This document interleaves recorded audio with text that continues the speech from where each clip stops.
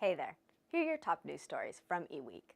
Today's topics include T-Mobile spending billions to win the top bid in the FCC's 600 MHz auction, a zero-day security flaw in Microsoft Word used by criminals and intel agents to spread malicious software, Visual Studio for Mac taking inspiration from Windows, and Google teaching computers to illustrate human-drawn sketches.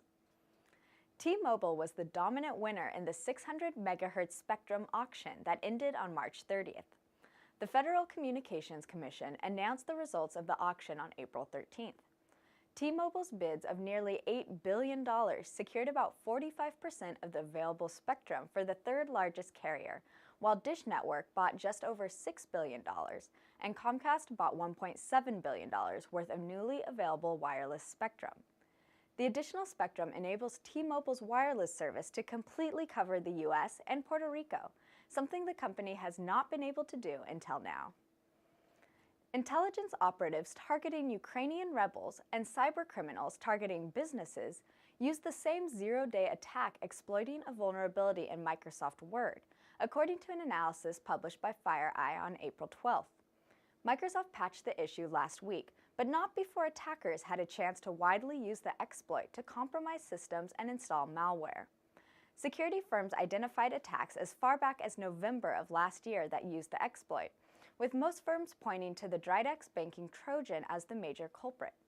Telltale artifacts in the code and documents used in the two attacks suggest a link, FireEye said. Web developers who update their copies of Visual Studio for Mac to the newest preview version can now access many of the features that help make coding more manageable in the Windows edition of the Integrated Development Environment. After inadvertently leaking its existence, Microsoft officially announced the Visual Studio for Mac during a developer event in New York City last November. The IDE is based on Xamarin, the mobile-friendly and Mac-compatible developer toolkit the software giant acquired in February 2016. Now, Microsoft is narrowing the gap between the Mac and Windows versions of Visual Studio, starting with an enhanced web development experience.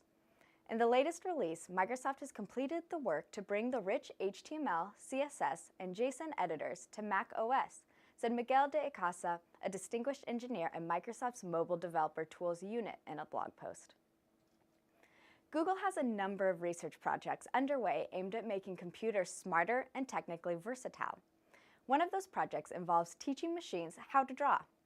On April 11th, Google researchers released a technical paper describing SketchRNN, a neural network that has been trained by using thousands of crude human-drawn images to construct basic drawings of its own.